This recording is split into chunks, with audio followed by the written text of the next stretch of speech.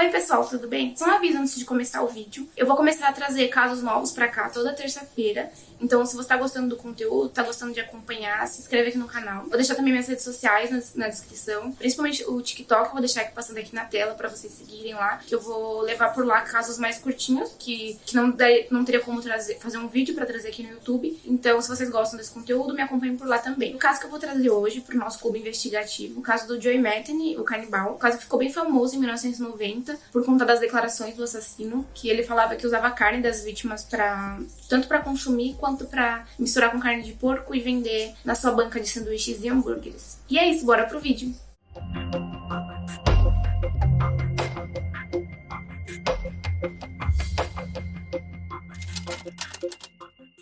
Joseph Metheny, ele nasceu no dia 2 de março de 1955, na cidade de Baltimore, em Maryland, nos Estados Unidos. Sobre sua infância, tem duas versões. Tem a versão dele e tem a versão da mãe dele. Na versão que ele e seus advogados, sua defesa conta, o Joey ele foi bastante negligenciado na infância pela mãe, já que ele foi criado pela mãe solteira, né? Já que o pai dele ele era alcoólatra e acabou morrendo num acidente de carro quando o Joey tinha apenas 6 anos. Ele relata que a mãe foi muito ausente na infância dele, assim como pra ele quanto pros 5 irmãos dele. Ele relata que passou fome, inclusive que a mãe dele levava ele frequentemente para lares adotivos. Já na versão da mãe dele, ela conta o contrário, né? Ela não deixa de afirmar a ausência na infância das crianças, mas ela justifica dizendo que ela precisava disso para trabalhar, porque ela tinha que manter muitos empregos para conseguir sustentar a casa sozinha. Mas ela falou que foi uma infância boa e que, inclusive, ele e os irmãos nunca passaram por lares adotivos, como ele fala, né? Além disso, ela também fala que o Joey, na infância, ele era um aluno muito bom, muito inteligente, muito acima da média. Inclusive, ela relata que ele era muito gentil e educado com todos os colegas e com os professores também. Em 1973, com 18 anos, o Joey se alistou no exército e começou a servir, né? Posteriormente, ele também fala que foi nessa época que ele se viciou em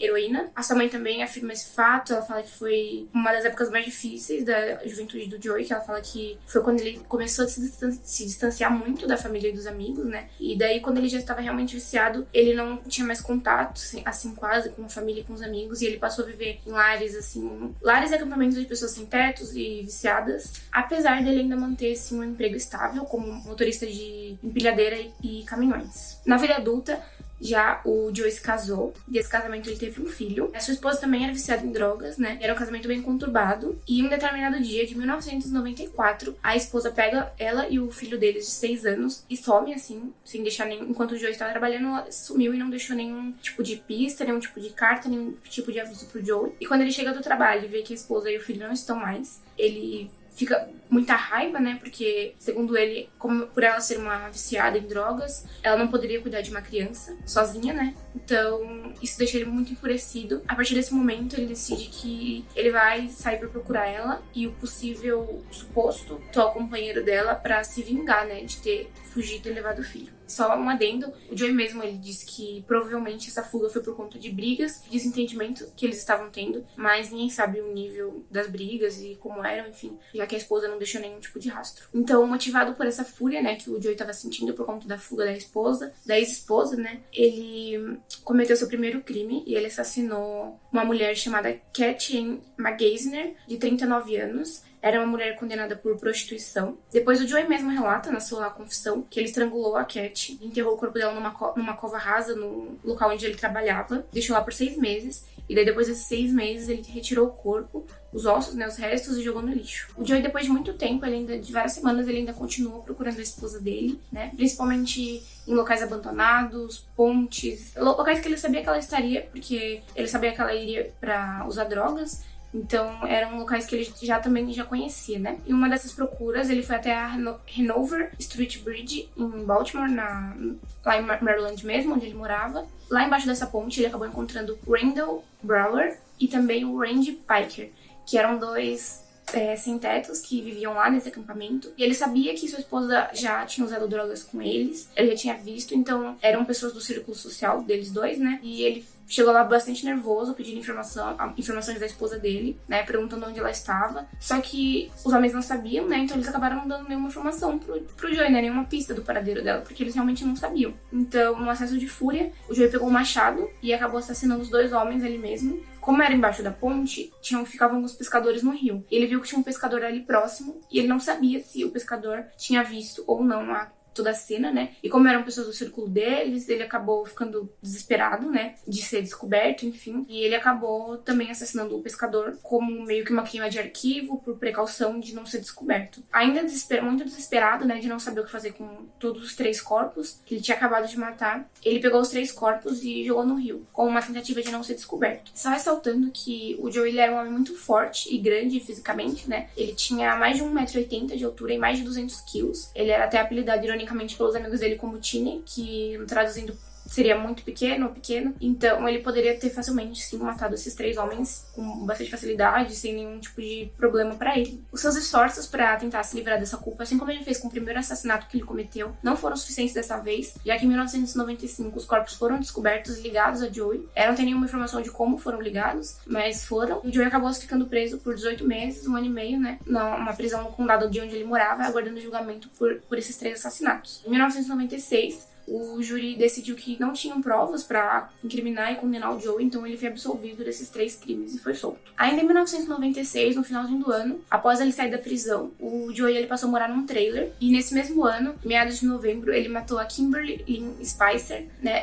Eu não encontrei quase nenhum detalhe sobre esse assassinato, mas um spoiler que esse foi um de 2 assassinatos que acabou condenando o Joe à prisão perpétua. Já no dia 8 de dezembro do mesmo ano, ele sequestrou a Rita Kemper, ele levou ela pro trailer dele e ele ameaçou ela, ele inclusive chegou a rasgar as roupas dela, ameaçou de estuprar ela, tentou inclusive, e ele ficava o tempo todo falando que ia matar ela e enterrar ela na floresta junto com as outras garotas. No momento que o Joey virou de costas, ela conseguiu fugir do trailer e correu para os policiais locais dali. Após a prisão e o julgamento do Joey em 1998, ele foi condenado pelo assassinato da Kathleen Magaisner e da Kimberly Spicer, mas ele foi condenado à pena de morte. Porém, nos anos de 2000, essa sentença foi reduzida a 2 sentenças de prisão perpétua, né? Apesar de dele ter ficado durante toda a audiência dizendo que ele gostou de fazer isso e que ele não tinha nenhuma desculpa real pra dar sobre isso, apenas de que ele gostava de matar. É importante ressaltar que todos esses casos que eu citei, né, foram casos registrados ligados ao Joey, então foram casos que de alguma forma foram ligados a ele oficialmente, seja por julgamento, enfim, mas ele fala que ele matou até 13 pessoas. Pra se livrar desses corpos, é aí que entra a parte mais bizarra do caso. Ele diz que ele cortava o corpo das vítimas, misturava a carne delas com a carne de porco, colocava em sanduíches e hambúrgueres para vender numa banca que ele tinha a céu aberto, né, à beira de estrada, ali em Maryland mesmo. E então, durante semanas, viajantes, caminhoneiros, muitos caminhoneiros e até moradores locais dali consumiam os hambúrgueres e sanduíches do Joey sem saber que eram feitos com carne humana. Sobre esse prato da carne, além de comercializar, ele também consumia. Inclusive, ele fez várias declarações bem polêmicas sobre esse assunto, né, dizendo que, principalmente sobre a semelhança da carne humana com a carne de porco, ele falava que se misturasse bem, ninguém ia perceber, tentava sempre ironizar, né, com a situação. E, inclusive, em uma dessas declarações dele, ele fez para policiais, dizendo para tomar cuidado com bancas de rua que você não conhecia, que antes de você morder o sanduíche que você estiver comendo, você lembrar do caso dele, né, tentando sempre ironizar. Mas como eu falei, isso foram declarações do Joey. E como eu já falei também em outro vídeo, né, os serial killers gostam de se vangloriar dos seus atos.